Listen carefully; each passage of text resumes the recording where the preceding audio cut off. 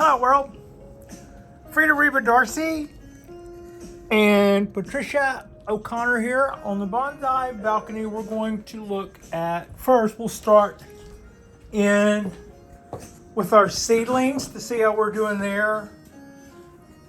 And our count is actually not bad. 1, 2, 3, 3 little pine seedlings, and what looks like to me 2 pieces of clover. So that's a good start. That is about actually where I thought I was last time. I was just saying in the last video that by this time I had 2 sprouts, and by later that very day I had 2 sprouts. So now 3. So 3 up, 3 down. That's the way that goes. I have over 50 pines. And that's the way that, and here's what else I have. I have a beautiful, beautiful California sunset happening here. And we're pumping up the light a little with a timer. I keep these guys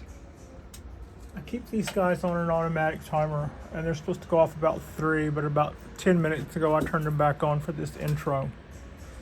This is our California sunset here in the Bay Area, Alameda, California. And there's our bald cypress trees. Like I said, we have over 50 pines, but we have had our losses this year. The 3 that I just zoomed in on there, all 3 of those are ponderosas. 2 of them were seedlings that were part of our order. They died right after our heat spell. And another one has been dying since then, but I don't know if it seems to me that happened about the same time, but it just kind of did it in different degrees. And also, I had a hand on that one. I transplanted that pot. I transplanted that tree this year, and then about, I would say 2.5 weeks later, I ended up holding what I thought was the most perfect little pot for it. And I went, it hadn't been in that pot but a minute. I'll just swap it over right. It will just, I'm just gonna go from one pot to another. It'll be cool. And it looked really good. And I think and if I had anything to do, either way, it's dead. So it's either on me or it didn't. Those are vistas. In the lighting business, we told a joke that's like, what's the difference between a vista and a lens flare? And the difference is, the answer was the day rate, how much you're paying the guy. Our little pines otherwise are looking good. I've got all of our little seedlings here all looking good. I need to go through here. Tomorrow we may do this. If it's a pretty day like today, I'm going to load up. I think I'm going to load up these little pines and a few more, and I'm going to put them in the red wagon on the other side of that building over yonder, way over yonder. Well, just on the other side of that building, basically, is where I'm saying. There's a picnic table, and it overlooks the salt marsh. And I could set up table there, set up camera there, and just sit there and go to town and weed for a few minutes. And that would be something nice to do, I think. And they need it. Look at all that clover. Are we growing? Are we growing lumber, or are we growing alfalfa fields here? Anyway, that all needs weeding. And here's just a quick look over everything. We have wrapped up the last little bit of projects we had going. We were doing some stuff with our bald cypress. We just kind of wrapped up that 3-parter yesterday late, and now we're in between rain spells. I think we are due a lot more weather coming in. Here's another little ponderosa. So aside from the ones that we saw there that weren't loving life here, this one is a pretty late acquisition that also got repotted, but it still seems to like us. And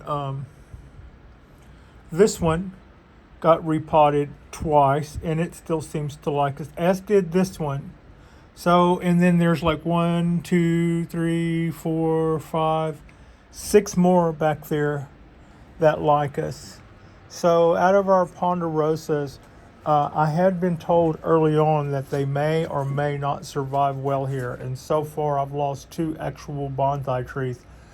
And the other really nice ponderosa that I had, I shipped up to Northern California with the help of a friend of mine.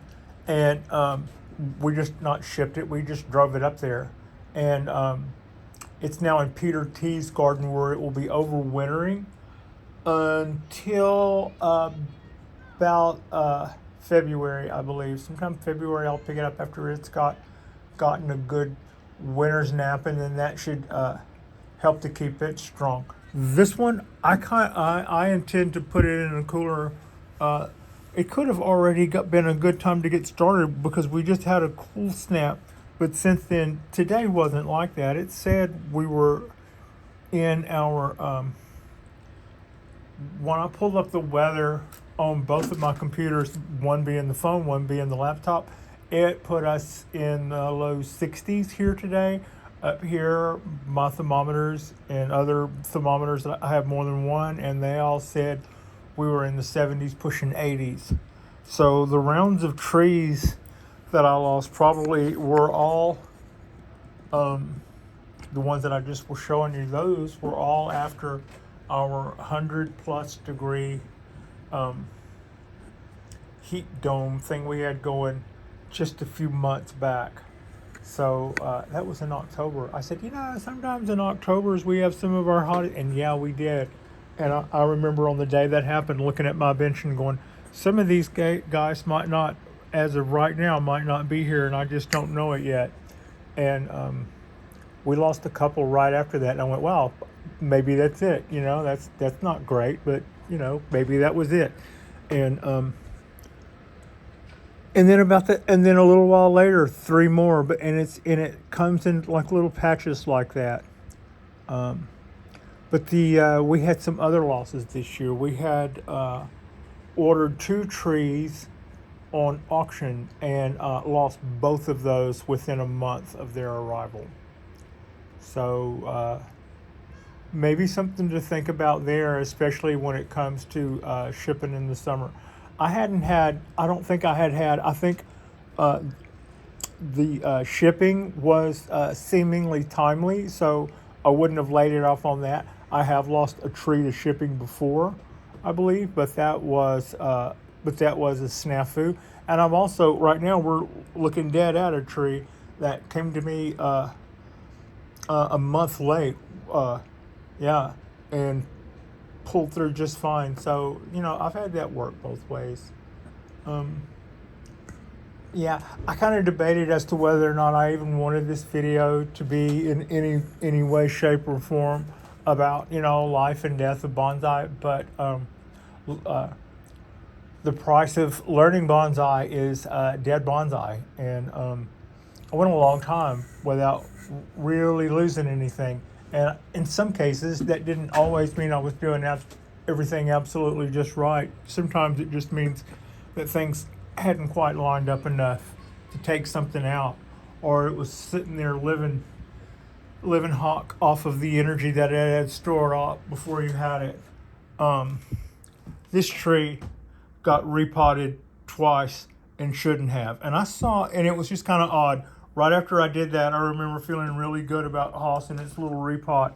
And then sometime after that, I watched one of my teachers do a thing and talk about a scenario much like that, and talked about how likely that was to take out a tree. And I was going, it's ironic that less than 48 hours ago I did that. And that gave me chills. And then after that, we went through a heat spot. And then after that, I sort of saw the bad side of that little guy. Now, We are losing light fast. I'm gonna pull a I used to sometimes say that in the lighting business, some of my best work was the off switch, but I'm going to pull an audible and pump us back up a little. This tree, this little ponderosa, it came to us in a batch of 10. We still have 6 of them that are thriving. One of them I bent so badly that it succumbed right after to a bad case of bending. So then that put us at 9. And this is one of focus. One of 2 that we lost just within like the week after the heat spell. We could see, this one and another one. Their color was obviously not the same as the others, and they never ever did anything but show more of that. So what I remembered about this guy was that it didn't get potted multiple times. It went from its plug. It was very, very healthy and vigorous, and it was putting out lots of shoots. And I didn't like my wiring job, but I did like the bending job of the tree. I remember showing off that even though the wire had separated from the trunk, we had not put a scar on it. Now, when you scar up sometimes you're just, adding character to the tree, and sometimes you're actually doing hurt to the vascular tissue and kind of cutting off its ability to transfer stuff. And pines can move stuff up, down, and sideways, so they can overcome that, but it's also just one other thing they have to overcome. And if it's one of a bunch of those, then you can lose it. But I did. This guy had no such issues. It got transplanted in a nice way, and it seemed to be thriving. And we hit that heat spell, and it was never the same. Its counterpart actually held its color a little longer. In fact, it's still not completely brown, but dead it is. And I can see where right about midway, I don't know how well, right about kind of right in there where I can't point at it now with one hand on the camera and one hand on the pot, but right in there you can kind of see where we worked on the bark quite a bit, and that probably weakened that tree. But maybe not. Like I said, the one that we just looked at got planted in a good time, got planted in a good way. It got all the treatment that all the other trees are thriving with, and it just didn't survive the heat. And this one showed all the same signs, all the same discoloration at about the same time, and they were both right after that. So that's not entirely the hardest thing to figure that. The real shame there, or to me, the loss of anything living is a shame, but the third one of that trio is Hoss. And Hoss was a medium-aged tree. It was in its 20s. It had good bark. Was a home to lichens, and I felt like it was underpotted, and I couldn't wait to have it 2 years so I could uppot it. And uppotted I did, and then right after that, I got that little unglazed pot, and I went, oh, how perfect! And it's only been in this pot just a few days. Surely it would be okay. So it may have been that, or it may have been that it too had enough of or it may have been that going back to the ponderosas, and some of them will do well here and some of them won't. Remember, I have been told that you can, and I have been told that you can't, and I have lost a couple, and I have also seen them thrive not 6 miles from here. So I would say the jury's still out, but what I would do is say that you probably at the very least need to be on your toes and you need to do everything else exactly the way they want to. And maybe we're just one of those areas that has so many pockets, weather pockets to it, or little tropical zones here and there, that you can literally fall in and out of something's habitable sweet spot like that. But either way, I think for me, grafting will probably be the answer.